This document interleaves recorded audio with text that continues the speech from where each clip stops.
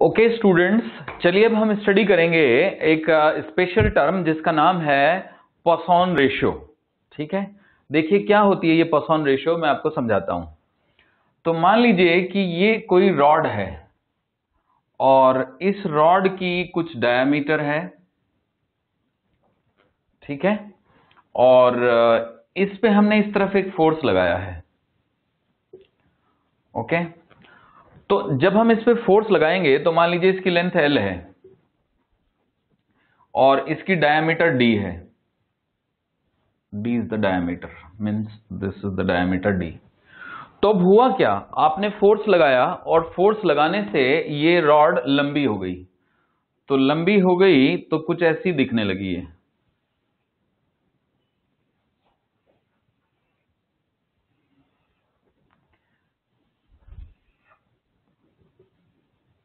तो इसकी लेंथ बढ़कर हो गई L प्लस डेल्टा या डेल्टा L। चलिए थोड़ा आलस नहीं करते हैं, delta L is the increment in length. अब जो नई डायमीटर है वो D माइनस डेल्टा D, यानी डी भी लिख सकते हैं। चलिए डेल्टा में हटाता हूं, DL लिखता हूं। Okay, DL will be better. और जो नई डायमीटर है वो है D माइनस DD। डायमीटर कम हो गई, वो तो बात बिल्कुल पक्की है कि अगर लेंथ बढ़ेगी तो डायमीटर कम होनी ही चाहिए, मतलब प्रैक्टिकली तो ऐसा होता ही है कि लेंथ बढ़े तो डायमीटर घटेगी। तो बच्चों इसमें दो किस्म की स्ट्रेन आ गई है। एक का नाम है लॉन्गिट्यूडनल स्ट्रेन,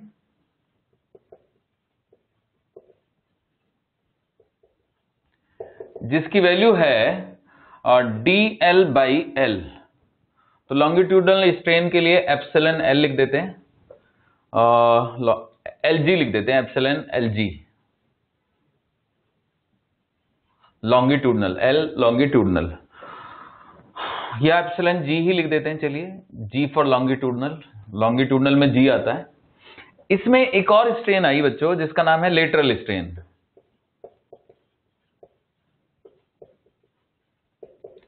जो है DD बाई D।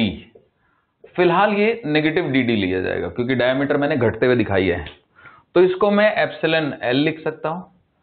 तो पॉसॉन रेशियो बेसिकली लेटरल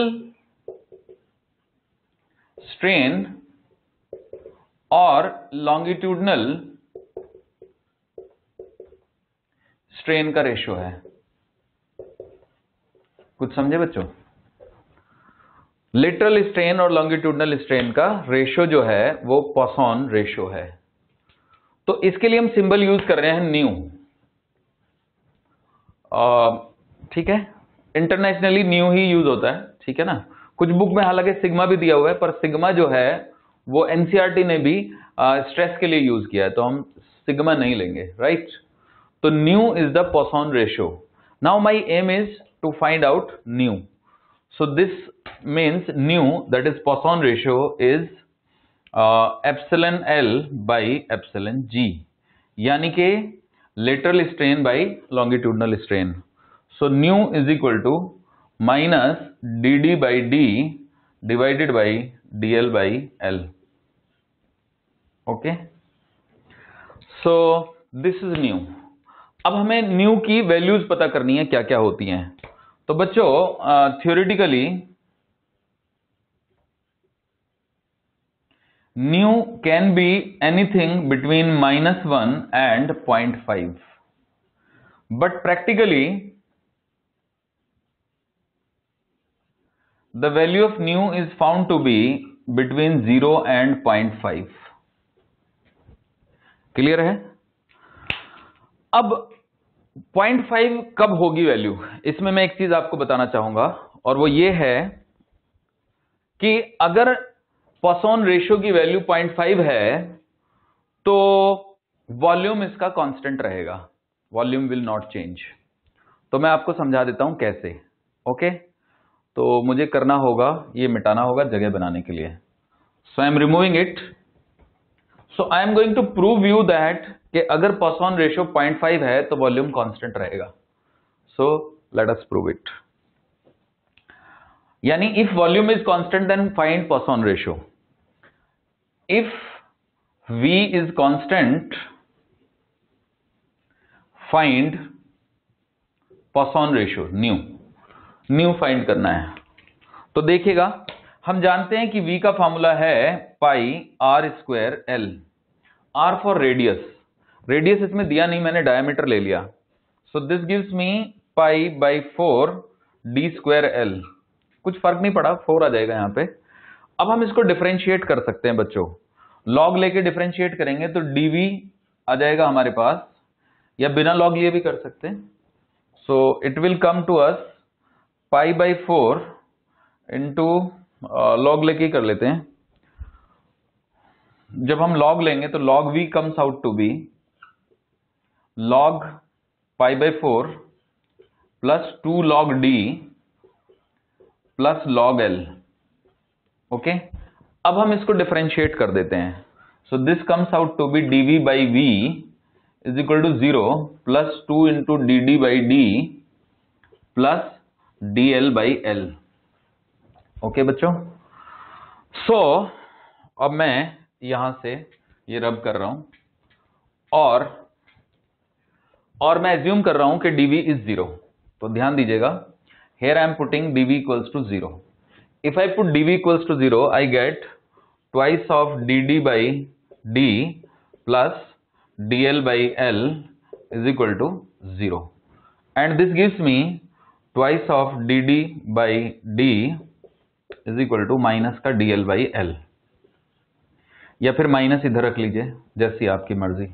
अब न्यू का फॉर्मूला क्या था? न्यू का फॉर्मूला था बच्चों माइनस का dd by d divided by dl by l। dl by l की वैल्यू यहां से dd by d पुट कर सकते हैं हम लोग। थोड़ा मैं इसको ठीक से लिख देता हूं, 2 इंटू में dd by d। ओके, तो अगर मैं पुट करूं यहां पे dl by l की वैल्यू, तो माइनस का dd by d divided by minus का 2 इंटू में dd by d। So dd by d will cancel, minus will get cancel, and nu comes out to be half. Okay बच्चों, तो हमने ये साबित कर दिया कि पॉसॉन रेशियो 1/2 अगर होगा तो वॉल्यूम में कोई चेंज नहीं आएगा, या फिर वाइस वर्सा, अगर वॉल्यूम कांस्टेंट है तो पॉसॉन रेशियो 1/2 होगा। ओके, अब मैं आपको बताता हूं कि अगर पॉसॉन रेशियो 0 है तो क्या होगा। तो ध्यान से सुनिए, अगर पॉसॉन रेशियो 0 है तो क्या होगा। अगर पॉसॉन रेशियो 0 है तो dd by d 0 है, मतलब डायमीटर में कोई चेंज नहीं आएगा। तो आप लेंथ को बढ़ाओगे, डायमीटर उतनी ही है तो वॉल्यूम बढ़ जाएगा। लेंथ को आप घटाओगे तो डायमीटर क्योंकि उतनी ही है तो वॉल्यूम कम हो जाएगा। Is it fine? तो वॉल्यूम कांस्टेंट तभी रहेगा जब पॉसॉन रेशियो 0.5 हो, 1/2 हो। ओके, तो अब आप कहेंगे कि सर प्रैक्टिकली ये माइनस में क्यों नहीं होता है। तो अगर ये माइनस में होता है तो इसका मतलब आप समझ लीजिए, अगर न्यू माइनस में होगा तो यहां पे माइनस है, माइनस माइनस कट जाएगा तो दोनों रेशियो पॉजिटिव हो जाएंगे, मतलब लंबाई बढ़ाने पे डायमीटर भी बढ़ रही है। तो ऐसा प्रैक्टिकली नहीं होता, थ्योरेटिकली हम ये प्रूव कर सकते हैं कि ऐसा हो सकता है। तो इसी वजह से पॉसॉन रेशियो नेगेटिव नहीं होता है। तो बच्चों एक चीज मैं आपको और बताना चाहूंगा कि अगर मैं बल्क मॉडुलस बी के लिए रिलेशन निकालना चाहूं तो मैं प्रूव कर सकता हूं कि वो आएगा young modulus divided by 3 into में 1 माइनस 2 न्यू, यानी बल्क मॉडुलस। मैंने कहा था बल्क मॉडुलस के लिए बी भी यूज करते हैं, के भी यूज करते हैं, एनसीईआरटी बी यूज करता है। तो we are following the NCERT symbols. तो b is equal to y by 3 into 1 minus 2 nu. तो you can see that if I put nu equals to 0 और nu equals to 0, then b is equal to y by 3, b equals to y by 3, यानी वो substances जिनका पॉसॉन ratio 0 है उनके लिए b जो है वो y बाई 3 है। But if nu is equal to 1/2, 2 into 1/2, okay, 1 minus 1, so b comes out to be y by 0 which is infinite. तो वो सब्सटेंसेस जिनका बल्क मॉडुलस इनफाइनाइट होगा उन्हीं के लिए जो पॉसॉन रेशियो है वो हाफ होगा, मतलब इनफाइनाइट किसी का भी नहीं है तो पॉसॉन रेशियो हाफ किसी का भी नहीं है। ओके, आगे देखते हैं। अब समझिए एक और रिलेशनशिप है और वो ये हम ये भी साबित कर सकते हैं कि जो shear मॉडुलस है उसका फॉर्मूला है young modulus divided by 2 into 1 plus new. Okay, तो सपोज करें कि न्यू 0 है, if nu is 0। Okay, so what is what is shear modulus? y by 2। And if nu is half, so 1 plus half dead हो जाएगा, so the shear modulus is y upon 3। and if nu is minus 1, what will happen if nu is minus 1? So this term becomes 0, modulus of rigidity will becomes infinite, so there is no substance which has infinite rigidity, so means nu cannot be okay. If nu becomes less than minus 1, then modulus of rigidity will become negative. So theoretically हमने prove कर दिया कि nu cannot be less than minus 1। modulus of rigidity practically मतलब हमने नहीं देखा, but theoretically it can be infinity। theoretically we can obtain a rigid body। तो जो perfectly rigid body होगी उसके लिए जो nu है वो -1 होगा। तो उम्मीद है आप ये रिलेशनशिप समझ गए। ओके।